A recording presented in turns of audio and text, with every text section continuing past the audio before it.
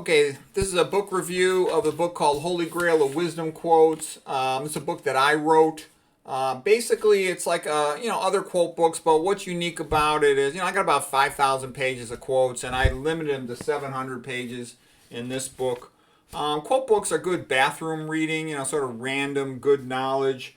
I do think it's better than other quote books because I was real careful in what I put in here. I only try to put stuff that I thought was pretty useful.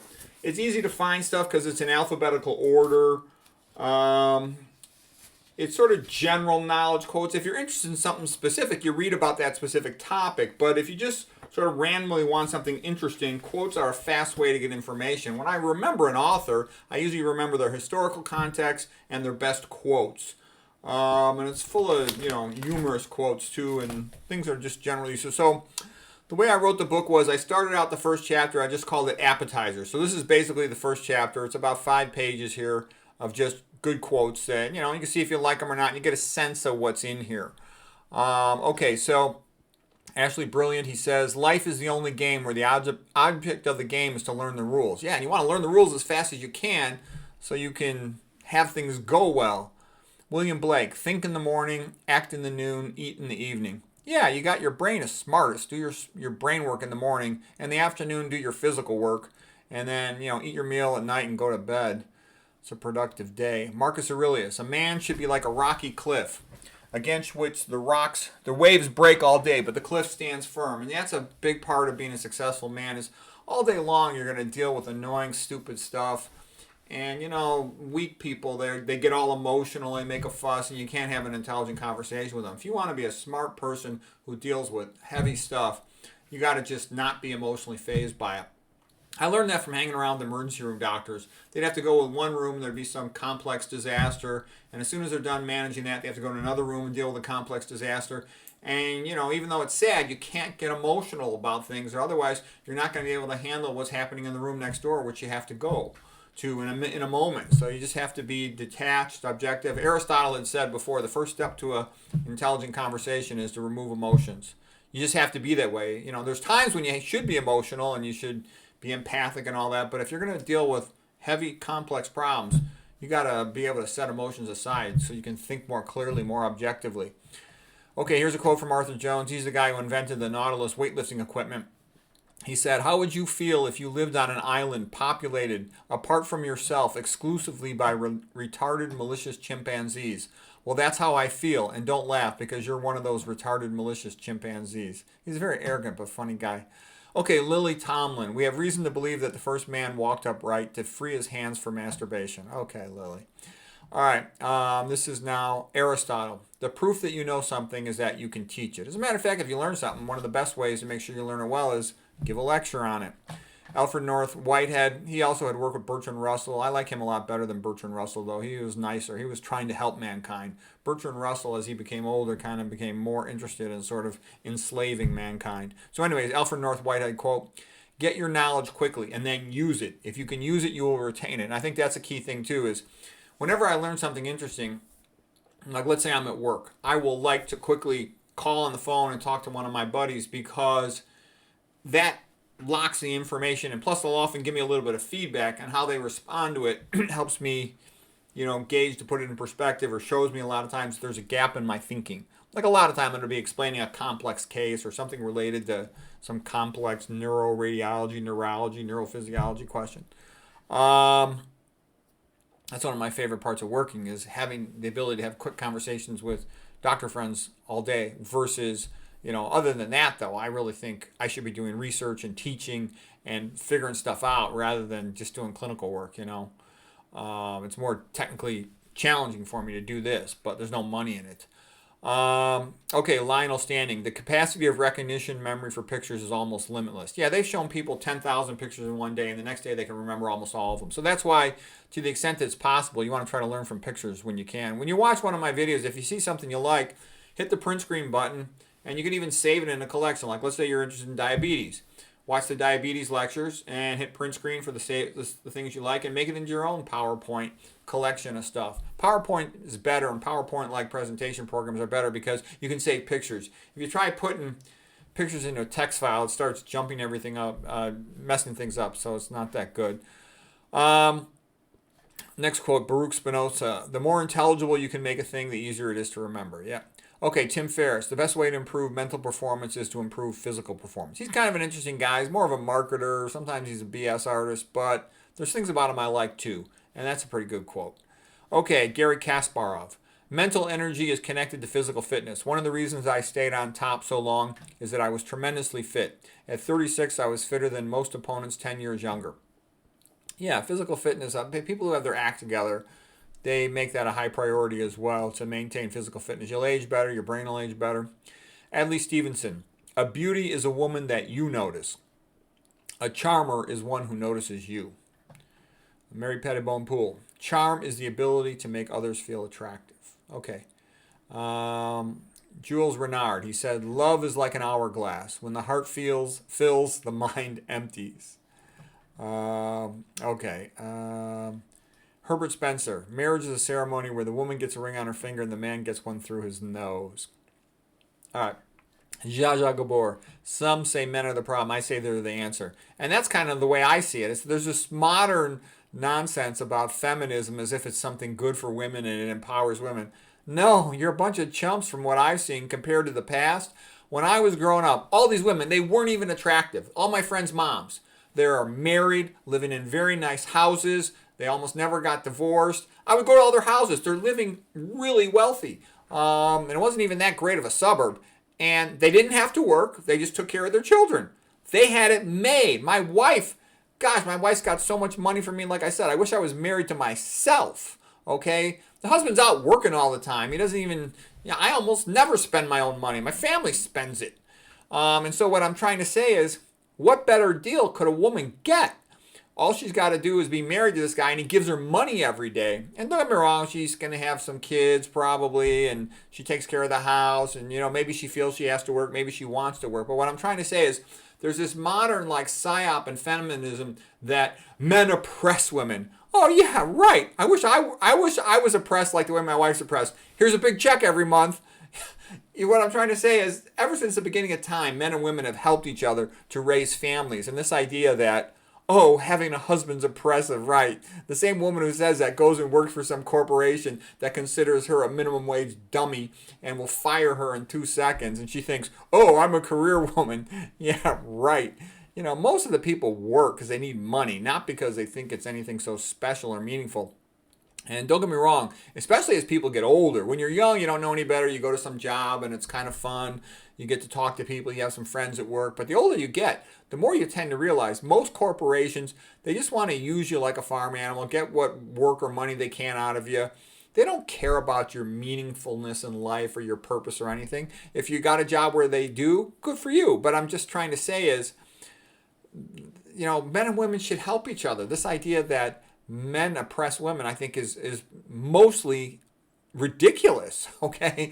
If there's anybody who extracts more out of the other person in my marriage, it's my wife, and most of my friends would probably say the same thing. I know there's different types of marriages and different types of things, but what I'm saying is this idea that, the husband's some oppressor, I think that's all like this giant psyop. There's all kinds of things. The way divorce law is designed, everything is designed to cause a divorce.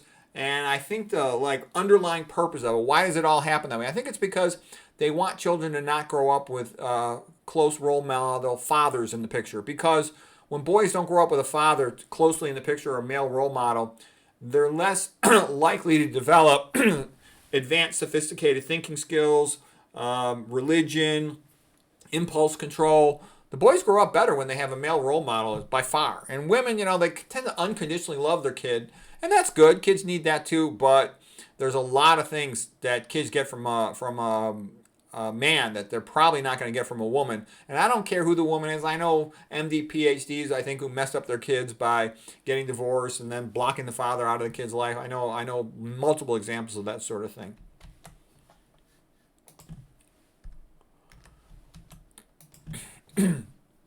Okay, Samuel Taylor Coleridge. The most happy marriage would be a deaf man to a blind woman. Okay, so that's kind of funny. All right, Michael Lewis from Liar's Poker. He said, in every business deal, there's two partners and a chump. And if you don't know who the chump is, then the chump is you. Yeah, that's a good one. George Box, a scientist, all models are wrong, but some are useful. And then here's another George Box quote. Just as the ability to devise simple but evocative models is a signature of a great scientist, so over-elaboration and over-parameterization is the mark of mediocrity. Yeah, what he's basically saying is a good scientist has a good metaphor, and right from the beginning you get it. Like, Douglas Kell wrote a paper about iron physiology, and he called it iron behaving badly. It's perfect, okay?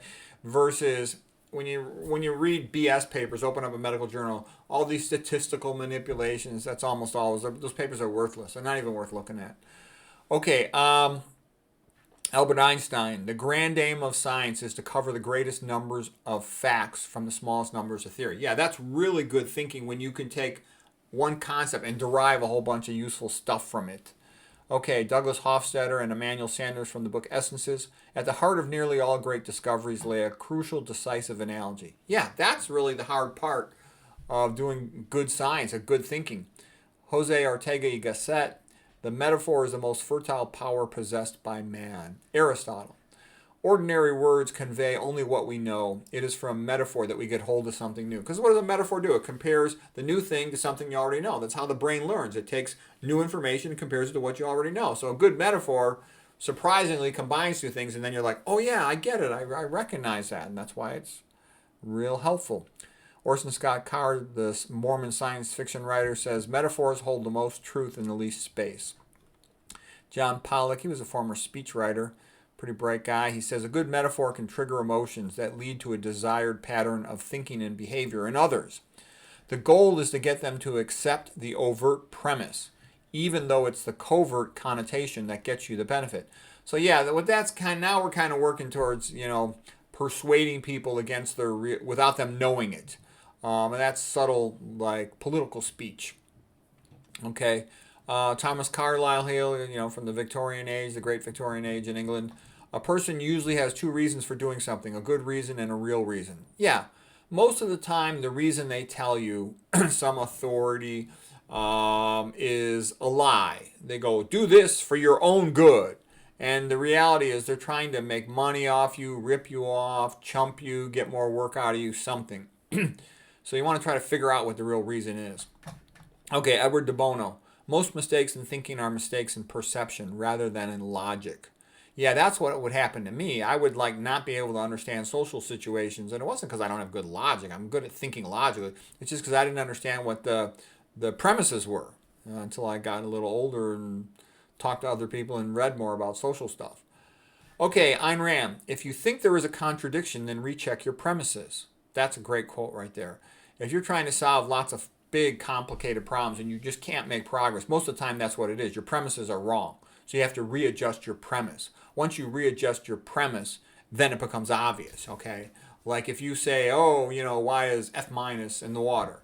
And if you're like, well, they must want it to help me. No, maybe not. Maybe the absolute purpose of that is because they want to slow you down cognitively, okay? And so you have to be able to say, well, maybe the opposite of what was seemed to be the initial reason is actually the case. And when you start thinking that way, you figure out all kinds of complicated stuff. That's actually a useful trick for figuring out complex problems, is ask yourself, what if the opposite of what I'm told is the truth? You'd be amazed at how often that's the answer. Okay, D.K. Simonton, a genius is someone who transformed their field. I think that's a great quote too, because it leads you to thinking at a higher level. And when you're young, you think, somebody who's a great student, they really know so much. No, somebody who's a great student, even a prodigy, that's just somebody who's memorized stuff that's already known. A real genius in a field is somebody who takes it to a higher level, who combines it in a new way and comes up with something new and useful that wasn't previously there. That's like a genius achievement. So a genius and a prodigy are not the same thing. Prodigy just learns fast. A genius is someone who actually transforms the field. Okay, Charles Darwin, even people who aren't geniuses can outthink the rest of mankind if they develop certain thinking habits. Yeah, and I kind of talked about that, like my Puerto Rican versus my Irish family, okay? My Puerto Rican family has much higher IQs than my Irish family, but the Irish family personality is to be more literate, okay? I got some Irish cousins that I would say are even kind of stupid, okay? But they like to read or talk about books, versus my Puerto Rican family considers a lot of this reading and talking about philosophy a big waste of time, partly because there's more to do when you're in a warm climate. You just go outside and it's fun. But they got much higher IQs. There's no comparison.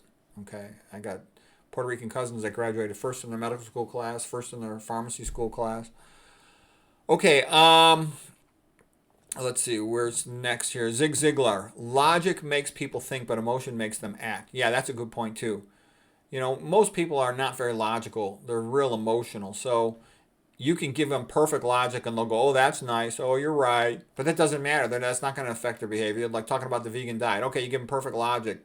That's not going to work. You have to try to connect it to something emotional. Otherwise, you're probably not going to be too persuasive with them. Okay, Baruch Spinoza. Reason cannot defeat emotion. An emotion can only be displaced or overcome by a stronger emotion. Yeah, and that gets into like my lecture on communication theories. When you're talking to, let's say your family, they might not care about the logic either. You're going to have to come up with something more emotionally compelling. And it's just good to realize that from the beginning. That's one of the reasons, too, like when I give lectures, I'll try to bring some connection to, religion or some emotional event or a celebrity or a story or a fairy tale or a movie or something just to hopefully add some gravitas to the statement. Okay, Plato compared the intellect to a charioteer guiding the powerful horses of the passions. Okay, so basically your emotions are like the big powerful horse of the chariot, and then your intellect is just trying to control it, but it's nowhere near as powerful. All right, George Reedy. Anybody who can set the terms of a debate can win it. Yeah, everybody's seen that the way the debate is controlled has a big effect on its outcome. The most important rule for conversation is whoever asks the most questions has the most control. The person who asks the questions controls the conversation. Brian Tracy. Yeah, so Brian Tracy is a real good motivational speaker, and he's real good at helping you to get the most out of your potential. I'm going to talk about Ralph Waldo Emerson in just a moment here, who reminds me, he's sort of like the Brian Tracy of the 1800s. Okay, Oscar Wilde. The only thing worse than being talked about is not being talked about. He was great with chiasmus. Paul Arden. Great people have great egos. Maybe that's what makes them great. Yeah, I've noticed that a lot of the people I've met who are great, they've got these over-the-top personalities and egos. And I think what that does for the person is whenever you try to achieve something, there's a whole bunch of people that always insult you. You suck, you're wrong, or, we don't like you, you're a jerk. There's always a tremendous amount of backlash that comes at you for trying to do something intellectually. It's the opposite of sports. In sports, everybody loves you when you're good, and it's kind of great. So I like sports. Sports is really a meritocracy, so much more so than academics. Academics is constantly playing games and lying and trying to make money, but pretending it's doing something good, but really trying to make money. It's weird, but academics is full of BS. And in academics, when you make some great intellectual achievement, there'll be the people who want to learn and want to do the right thing, and they will celebrate it on a small local verbal level. But there'll be powerful people in higher up in hierarchies, and they're going to want to block and destroy anything that could make them lose 5 cents of money or anything that could make them lose prestige. So what ends up happening, and a genius comes along and they challenge the conventional way. Well, guess what? The people highest in the hierarchy, they're making money off the conventional system, so they don't like geniuses. They're like, shut up. They don't want it. And it's weird, but in academics, you get told, shut your mouth, make money, and just get the hell out of here. You better not cause any trouble. They don't want new ideas. It's weird, but academics, medicine, health research, it is so close-minded, it's not even funny. It's like bizarre. Okay, and the sad truth is, we talked about it before. You teach a patient the vegan diet, and they can cure their coronary artery disease. if let's say you're high up in the hierarchy, okay, on the totem pole. Let's say you own a hospital. You could get $120,000 for that open heart surgery. Do you really want someone like Caldwell Esselstyn coming along and teaching the patient how to get better for essentially for free, maybe for $1,000? No, that's why they'll try to fire people like that, because they're not good for making money. And the patient, you give lip service to the patient. Oh, yeah, we're trying to help the patient. We're trying to help the patient. Yeah, right. If you actually really cared about doing what was right for the patient, you'd have to change everything. And they don't want to change everything. They would get fired. If somebody owned the hospital and said, we're going to switch to, a Walter Kempner mode, whoever was above them and owning that hospital would say, bye-bye, you're out of here. Okay, so that's why it happens. It's strange, but that's how it is. Okay, you will only become as great as your dominant aspiration. James Allen. Yeah, so you should have some high goal, and you might not get to it, but if you're just trying to get that high goal, you're probably going to develop pretty well. Oscar Wilde. An artist is someone who has learned to trust himself. Yeah, that's what I've seen too, is that people are really good they just got confidence in them. They don't care too much about authorities or official standards because they know most of it's BS. Versus somebody who's like a young person coming up, they have total respect for the authorities and the traditions and the standards because they don't know any better. They think that that's the objective truth. They don't know that quite often it's just a whole bunch of nonsense. Okay, Cicero, to not know what happened before you were born is to forever remain a child. Yeah, and that's like most Christians, they're functionally illiterate and they're so helpless. They're like walking into their own destruction and they're just like, oh, well, everything's okay. And they like think everybody likes them. They don't even understand. There's a lot of people who hate them and, want the worst possible outcome for them. And they're just oblivious to it. They're like a bunch of cows going out to the stockyard. They don't get it, and I don't think they ever will because they don't have any intellectual curiosity and they just can't imagine that other people don't like them. But it is what it is. All right. In China, in some countries they eat dogs. Okay, there's a lot of people who don't like somebody even if that person is good. It's just the way it is. Carl Sagan, in order to know the past, you have to know the past in order to understand the present. Yeah, that's true. And I've said this a bunch of times. If you want to understand current events in the United States, you really should read quite extensively about the decline of Rome. That's very helpful.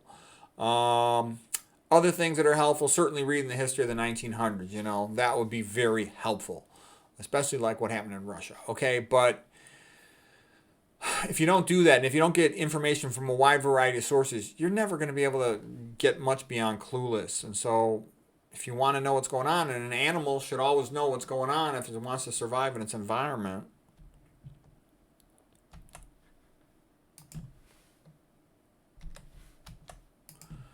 Okay, here's a quote by Gordon Liddy. He says,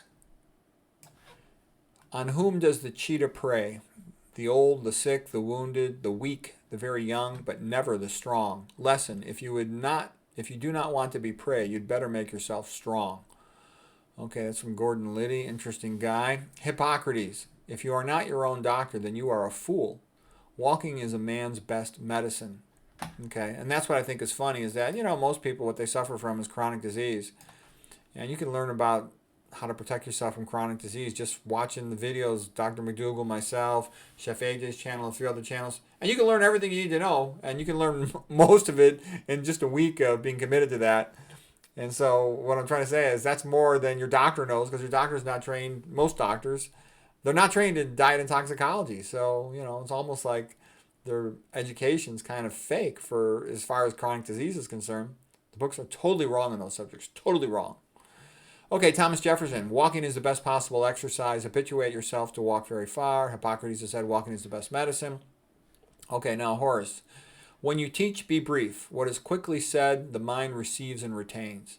Yeah, you have to not information overload your audience. I know I sometimes do that, but I'm kind of trying to walk a line between if I go too slow, everybody's bored and they go, forget this.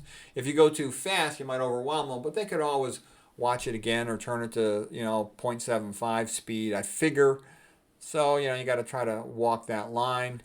Arthur Schopenhauer, he wrote a lot of good stuff. He said intellect is a magnitude of intensity or depth of learning, not of extensity or breadth of learning. And this is why one man can know more than 1,000. 1,000 fools do not make one wise man. Yeah, it's nice that somebody's got it in their vocabulary to discuss the issues. That's real beneficial for complex thinking. Maxwell Maltz, you will act like the sort of person you believe yourself to be. If you think you are smart, then you will work to prove that you are smart.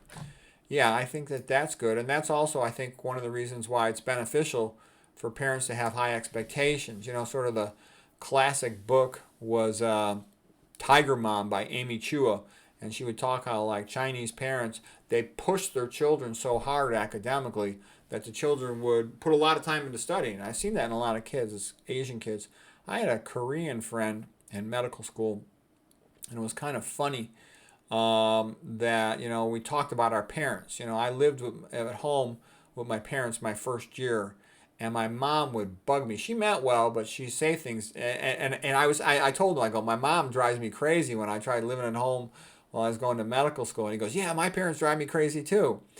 And I said, oh, well. And so then I told him, I said, and he said to me, what do you mean? I said, well, my mother would always say things to me when I was a freshman in medical school. Why you study so much? You're not normal.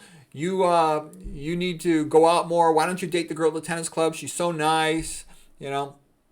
And I'm laughing because my friend said just the opposite. The Korean kid, he goes, my mother tells me you should not talk on the phone. No more French. You are in medical school now. You have to study now. No more going out. You have to study.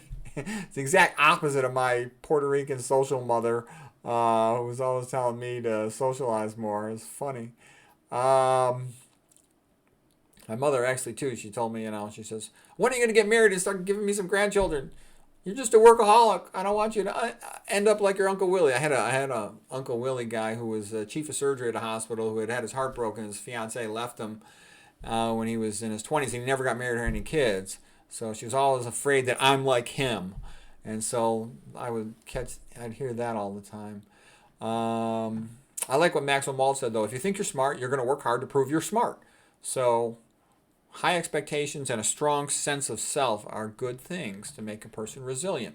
Okay, Victor Hugo, when a woman is talking to you, listen to what she says with her eyes. Yeah, you want to see a woman's face. I've talked about this before, how a woman has an advantage on the phone because for a man, whatever I say, that's what I say. It's obvious. That's how most men are. Whereas with a woman, she a lot of times when you talk to a woman face to face is making all these little facial expressions, and that's a big part of the meaning. So if you can't see her face on a phone, it can be really hard to understand what a woman's talking about. It's not always clear.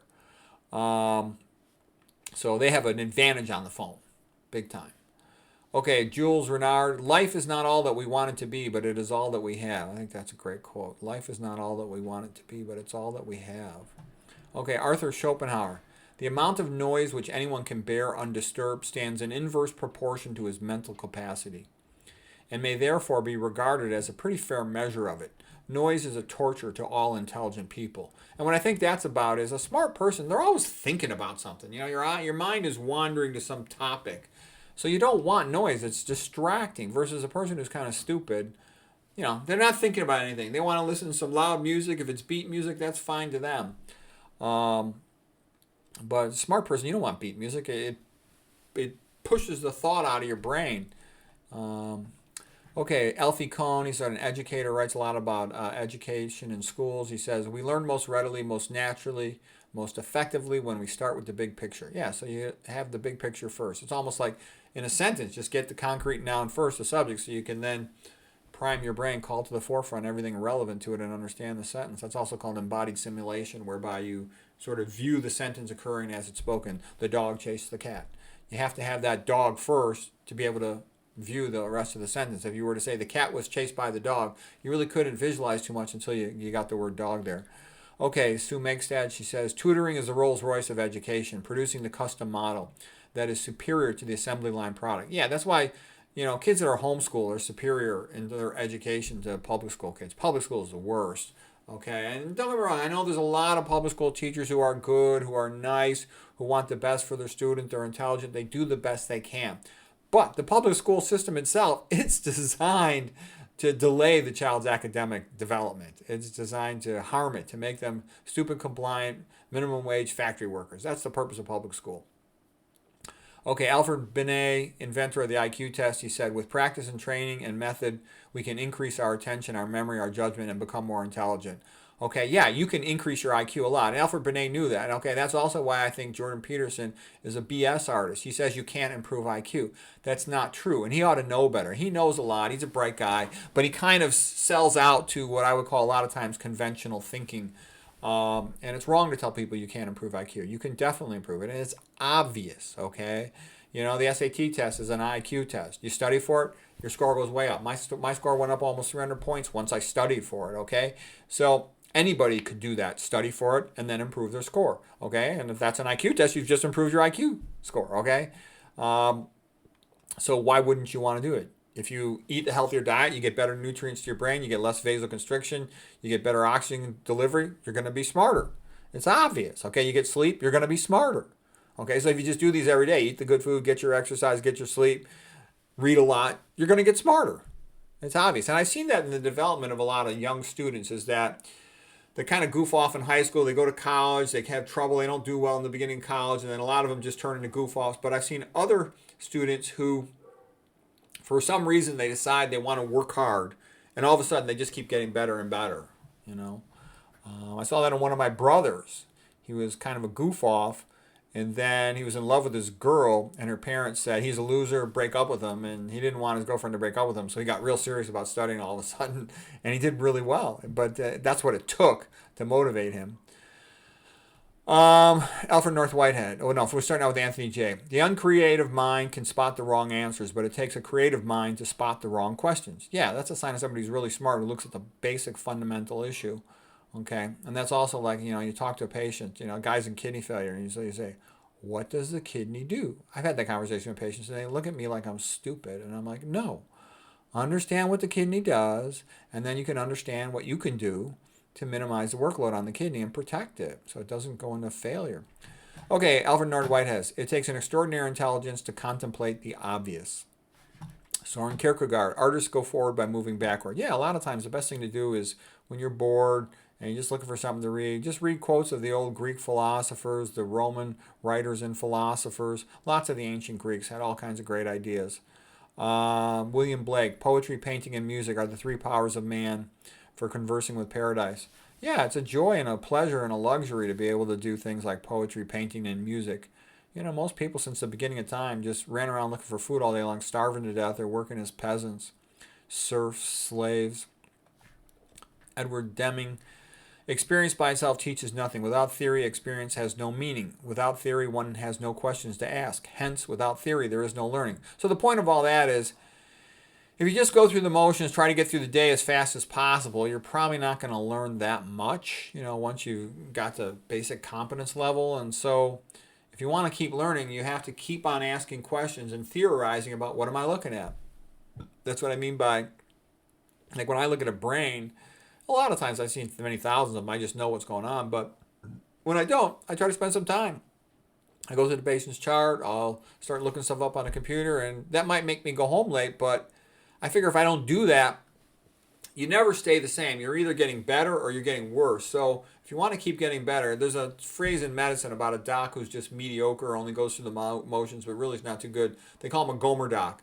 So you're either going to decline and turn into a Gomer doc, or you're going to keep on getting a little better, but it's going to take extra work, and that extra work a lot of times means you go home kind of late, which is not something you want, but you're one way or the other, you just have to make a choice. All right, Aristotle. Intelligence is more than knowledge of a task. Intelligence is also the ability to perform the task. A shipbuilder builds ships. Yeah, so if you're in a field where you have to apply, you need to practice application. That's also why high school students are so helpless. All they do is they take all these Scantron tests. They don't have much experience applying things in the real world. That's why if you have a chance, go ahead, join the debate team, join the Junior Engineering and Technical Society, join the math team, get in the habit. Also, try to find somebody you can talk with. Talking is application of material. You have to retrieve it and discuss it. That's a much higher level of knowledge and learning than sitting there trying to answer questions on a Scantron test by recognition. Okay, Peter Drucker, same thing we just said a moment ago. Knowledge has to be improved and challenged and increased constantly, or it vanishes. Okay, Arthur Koestler. Some of the greatest discoveries consist mainly in clearing away the psychological roadblocks which obstruct the approach to reality, which is why post factum they appear so obvious. Okay, yeah. Craig Venter, moving forward in science is as much unwinding the distorted thinking of the past as it is putting a clearer idea on the table. Yep. You have to be able to do that. That's why also it takes like courage and bravery, because when you challenge the established way of thinking in a given field, let's say on hypertension, on diabetes, on cancer, on autoimmunities, whatever it is, there's a whole bunch of people who get pissed off at you, who reflexively try to refute you. If they can't refute you quickly, then they insult you. And you have to be willing to go through all that. You have to just believe in yourself, believe in your thoughts. And that's not easy to do, and there's no money in it. So that's why most people say, screw it. Why bother? I recently was talking to this mother, and she's trying to convince her child about something. And I know her kid's kind of a genius. And I'm like, you don't understand your own kid. Like, you're not going to tell this kid because he's going to make $10 extra doing this job that he should do it. That matters nothing to him. Genius guy, he wants to do whatever he sees as his mission in life, his destiny, his cause, his calling, okay? And so you got to talk to him that way. Okay, Brian Tracy quote here. The ability to set goals and to make plans for their accomplishment is the master skill of success. Success equals goals. Everything else is commentary. Yeah, you got to get started. And he's real good on getting you to write down your goals and make a plan for how you're going to achieve them and all that kind of stuff. Okay, here's Albert Einstein. Everything that is really great and inspiring is created by the individual who can labor in freedom. Yeah, you need freedom to make intellectual achievements. You need leisure time, too. Henri Poincaré, he says, it is by logic that we prove, but by intuition that we discover. Yeah, you study a subject for a long time, you run into a roadblock, a frustration, and then one day you're waking up in the morning, there's the idea.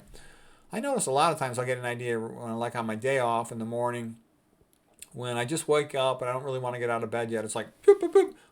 Like 1, 2, 3 ideas come to me, and then I go, I got to get out of bed and write them down real fast before I forget them. But that seems to be the time they most often arrive. They just show up. It's the subconscious mind's been working on the problem while you were asleep, and then as soon as you wake up, it's like the subconscious mind hands it into your conscious brain. But again, you got to write it down fast or you might lose the thought. Tony Robbins, thinking is the process of asking and answering questions. Yeah, that's another thing too. You see a smart person a lot of times, they'll take the beginning of some thought and they'll keep on pushing it with a question, with a question, with a question. And sometimes their friends and colleagues will think that's annoying, but if you've got experience in solving complex problems, you have to do that. How else are you going to take your knowledge to a higher level? Bertrand Russell, the greatest challenge for any thinker is stating the problem in a way that will allow a solution. Yeah, that's a big part of it, is getting a hold on it. Am I thinking the correct way? Okay. Wolfgang Kohler. It would be interesting to inquire how many times essential advances in science have first been made possible by the fact that boundaries of special disciplines were not respected. Trespassing is one of the most successful techniques in science. Yeah, and this is what we talk about, like in atherosclerosis. You look at everybody used to think, and I did myself too when I was young, that the people who understand atherosclerosis best are the cardiologists because they work with it all day long every day. But the reality is they don't, because they're obligated to see stents as the pinnacle of treatment. But stents are kind of a joke. They don't significantly increase longevity in elective patients.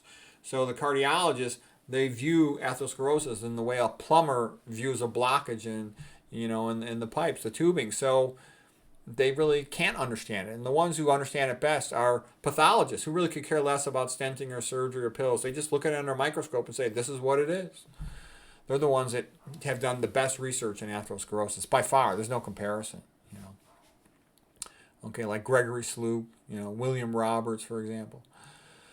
Okay, next quote by Hegel. Truth is found by the emergent synthesis that reconciles the thesis and the antithesis. So that's a Hegelian dialectic. You have a thesis, the initial idea, then the contradicting idea, the antithesis, antithesis, and you put them two together and you come up with a synthesis to come up with a new way of viewing the problem.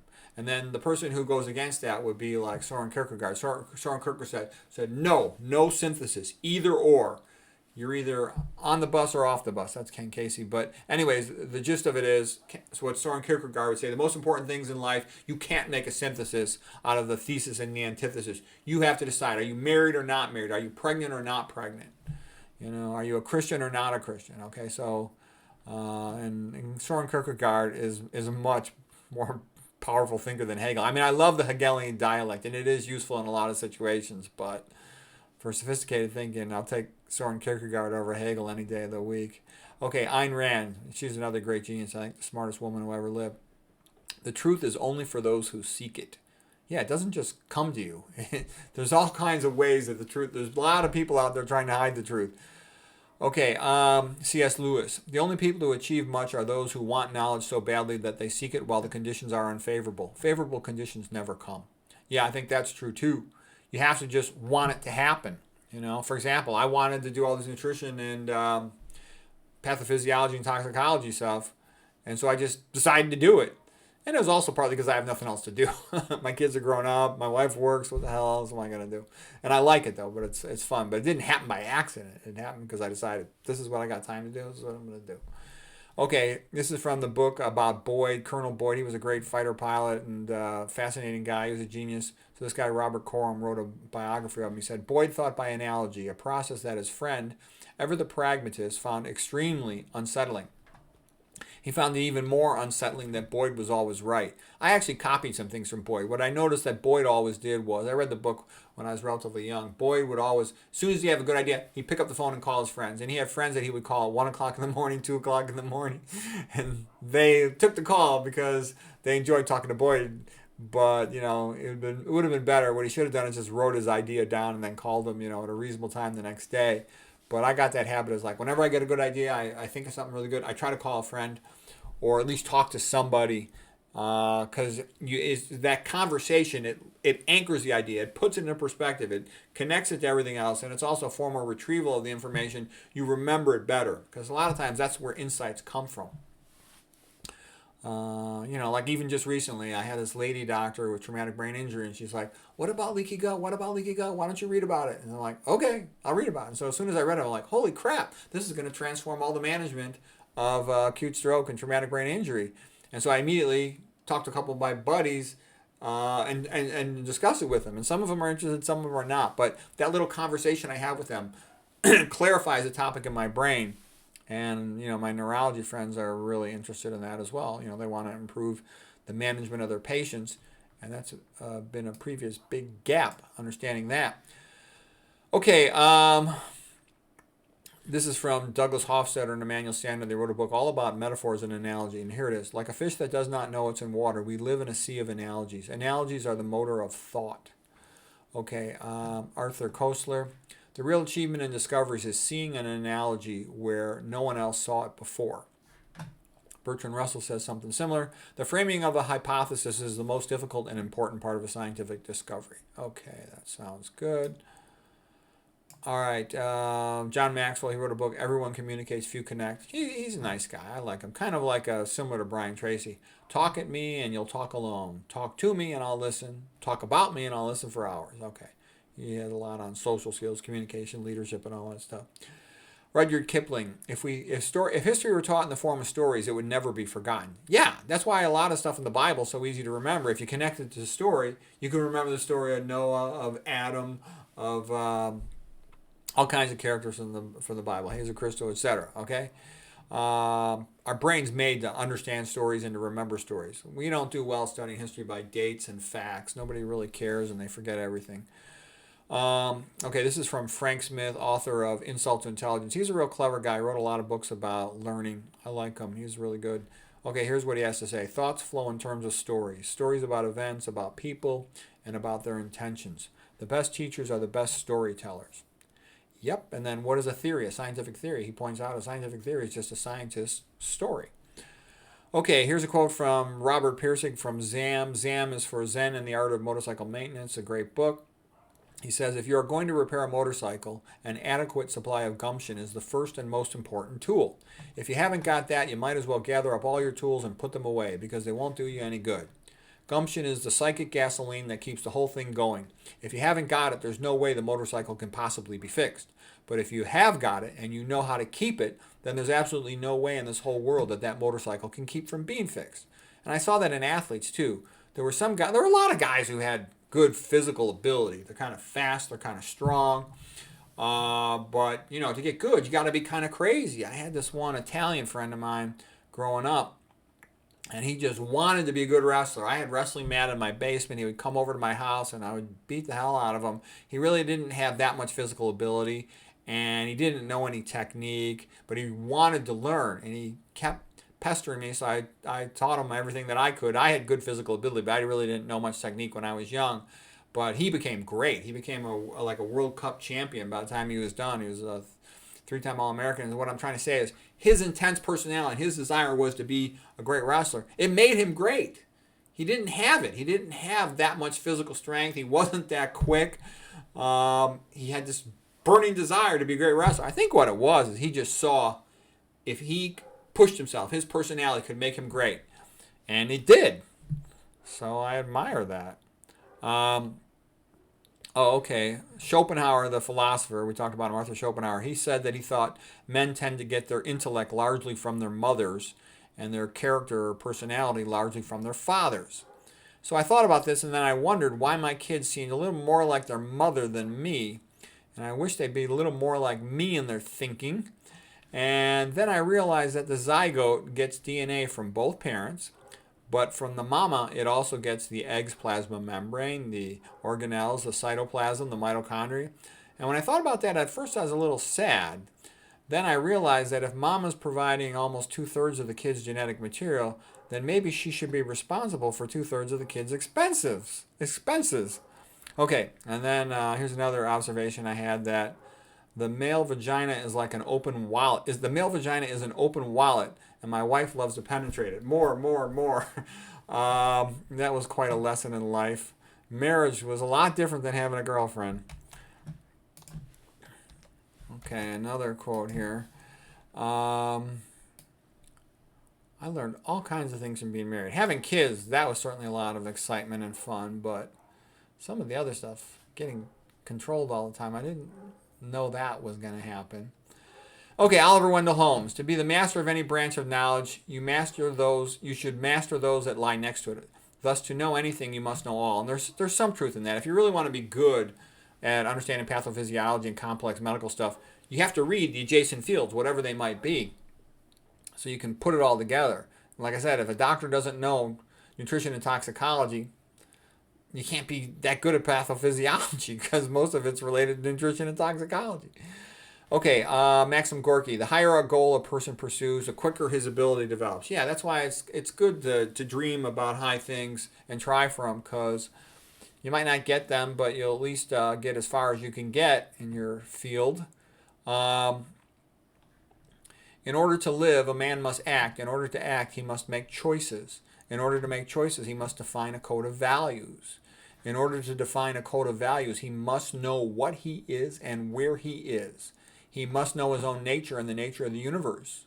He needs philosophy. He cannot escape this need. His only alternative is whether the philosophy guiding him is to be chosen by his mind or by chance. Ayn Rand. So a man needs philosophy to be smart. And like I said too, like this quote, a higher goal a person has, the quicker they develop. And like I said too, my goal is to be the best doctor in the world, and people could laugh at that, but I know the truth. The truth is that no one cares. There's almost no competition, because it depends how you define best doctor. If you're at a big university, academic place, they're going to say it's the person who publishes the most papers, okay? If you're at a private practice hospital, they're going to say the best doctor is the one who makes the most money for the hospital. But, the way a patient thinks is the best doctor is the one who cures me, who gets me better. And so when you think about it that way, there's not many persons who actually think about it that way or care about it that way, And so you say, well, probably McDougall, because McDougall sort of established all these, real high patterns. Eat a starch-based diet. Look at his newsletter for information. Okay, those are giant, massive achievements that they don't get much credit for. And the other thing, too, I said that's bizarre about medicine is how come, somebody like McDougall doesn't have a bunch of people knocking on his door saying, please, please, please work at our hospital. Please, please, please teach at our medical school. How come nobody's calling me, asking me to lecture at their medical school? Because it's not about curing the patient, okay? And that's like the bizarre thing about it. I'd actually say if your kid's a genius, probably don't go into medicine, because medicine does not reward it. There's other fields where you can push it to the max and that will be wanted. But in healthcare and medicine, no, it's more of a like going and getting a business degree. In terms of if you're going to push the upper limits of the envelope, that's not welcome. Okay, Ralph Waldo Emerson. Many times the reading of a book has made a fortune of the reader. Yeah, well, what I would say is there's a lot of books that transform how you think. You read Atlas Shrugged by Ayn Rand, and you'll never be a chump for socialism again. And there's other books that make a big difference. Okay, Holbrook Jackson. Education begins by teaching children to read and ends by making them hate reading. Yeah, that's true. What I've seen as a turning point is freshman year of high school. They make them read Julius Caesar, Great Expectorations, and a bunch of other stuff they're not ready for. And after that, kids never want to read again the rest of their life. Okay, John Holt, he was an educator, a big proponent of homeschooling. He says, if you put a big fat collection of books in the classroom and let the kids choose the books, their test scores go up through the roof. where reading becomes a pleasure and an adventure. Kids routinely gain 2 to 3 years of reading skills in 1 year. And that's like the Donalyn Miller book, The Book Whisperer. She's a 6th grade teacher who just made a big library in her classroom and let the kids read whatever they wanted. Her kids read an average. The average class, let's say, reads about 2 or 3 books a year. Her class read an average of 43 books a year. All our kids are the best students in the school. Because, when the kid picks a book, it's an adventure. Is it going to match their predictions versus when they're told they must read this, then it's an obligation, an imposition, and it's no longer welcome and they don't retain it. Okay, Joseph Conrad. Do not talk to me of Archimedes' lever. Give me the right word and I will move the world. To persuade, the right word is stronger than the right argument. The power of sound is greater than the power of sense. Yeah, so what that's all about is look at social, common social behavior. Once a slogan is put on something and then some physical danger is threatened to anybody who goes against that, that ends up having incredible influence, even when it is completely untrue, which it so often is. And a slogan, like look at the slogan, good fats, for example, in nutrition community. There are no good fats. It's just nonsense. But, the vast majority of people believe that. Good fats. I need good fats. No, it's just a way to sell you stuff, you chump. Okay, Wendell Willkie. A good catchword can obscure analysis for 50 years. Yep. Ayn Rand. The creator is the man who stands alone. The creator is the man who disagrees. The creator is the man who swims against the current. He is needed for progress. Yes. And that's why I love Ayn Rand, because you want to talk about somebody who fights for individual rights. She does big time.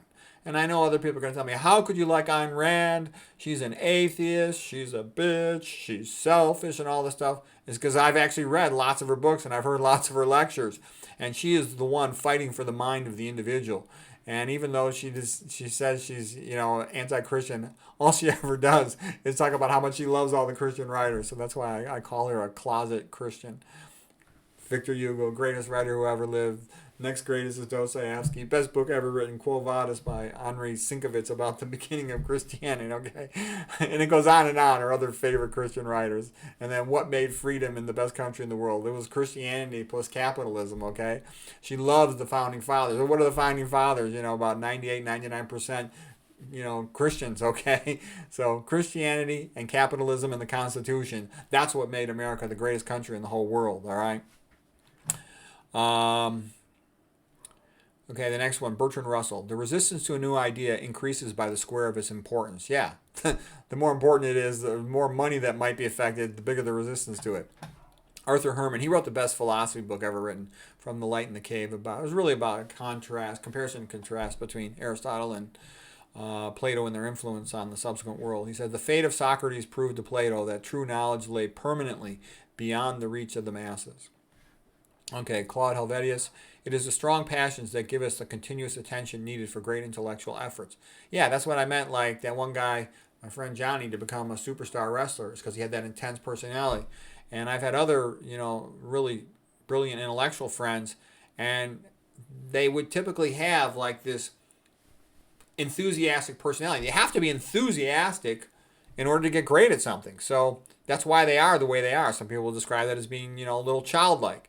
Real high curiosity. Okay, Warren Bemis, he says, IQ is a threshold competence. You need it, but it doesn't make you a star. Emotional intelligence can. Okay, so what's that about is you have to have a certain amount of intellectual ability to get into certain fields. Like, let's say, to get into medical school.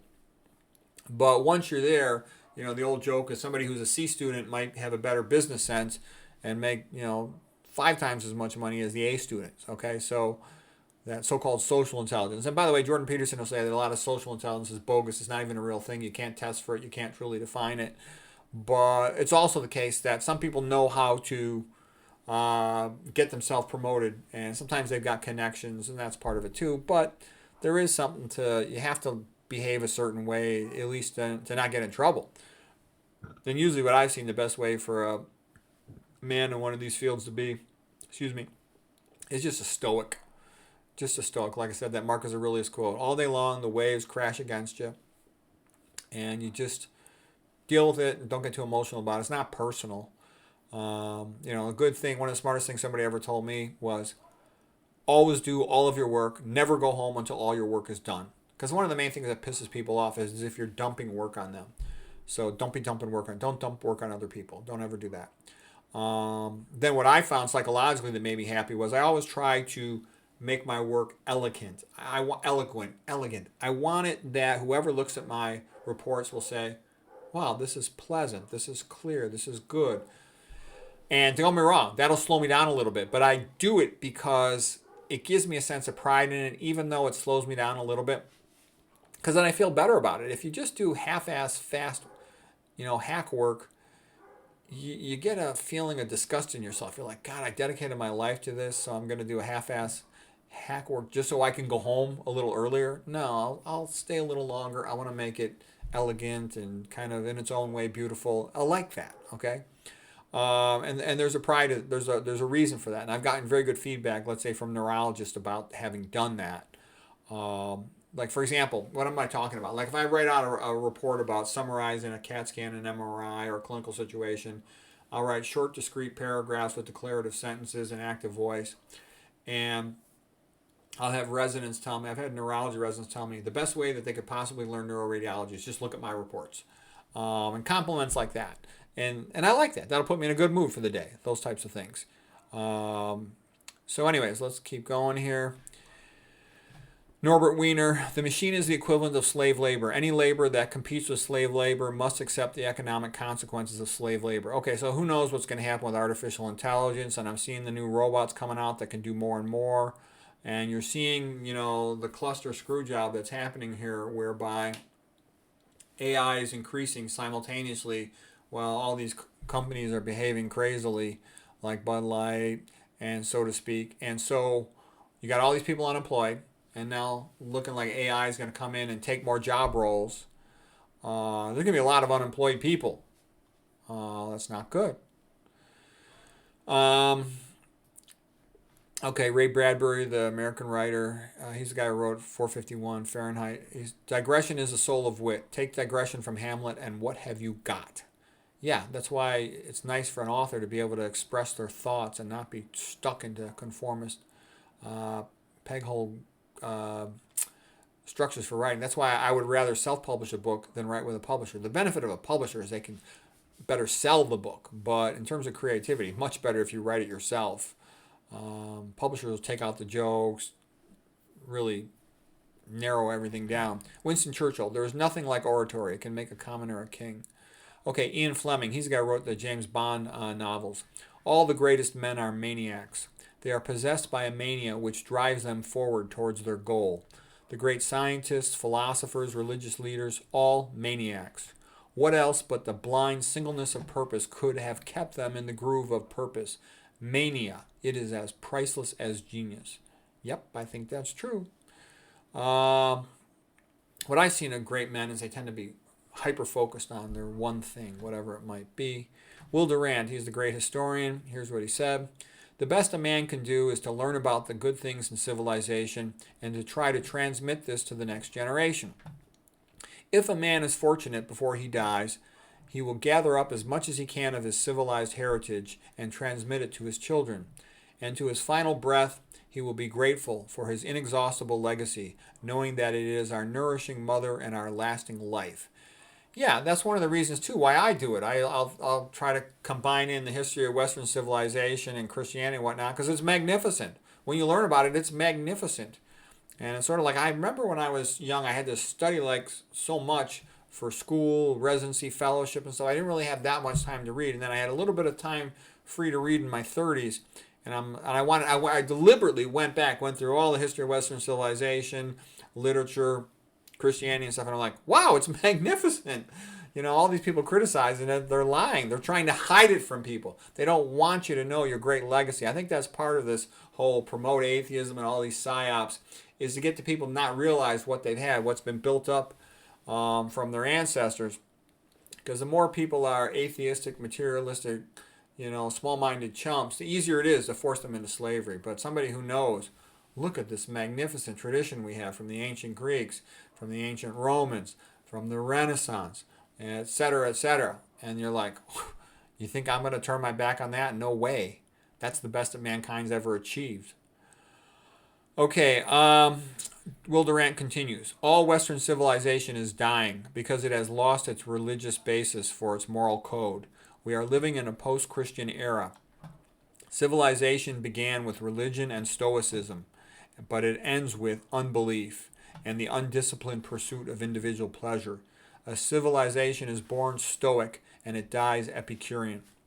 Okay, now here's a good quote from the English writer Theodore Dalrymple. He says, the British are barbarians camped out in the relics of an older and superior civilization to whose beauties they are oblivious. Yeah, there's a lot of great stuff that's been done. Look at all the magnificent painting. Imagine you had Martians who could time travel, okay? And one Martian, came to the 1800s and saw Victor Hugo, Fyodor Dostoevsky, and all the magnificent art of that age, and Charles Dickens. Okay, they go, these people are wonderful. They're magnificent. I love these people, okay? And let's say, a Martian who time traveled came to our civilization and went to one of our modern art buildings where there were like statues of feces and all this disgusting stuff. All the buildings look like, animal cages. You go, these people suck. They stink. There's something wrong with them. So anyways, be that as it may, this is the book, The Holy Grail of Wisdom, 700 pages of this sort of stuff. It's all alphabetized by author the rest of the way through. Good bathroom reading. Anyways, I hope that was useful in some way.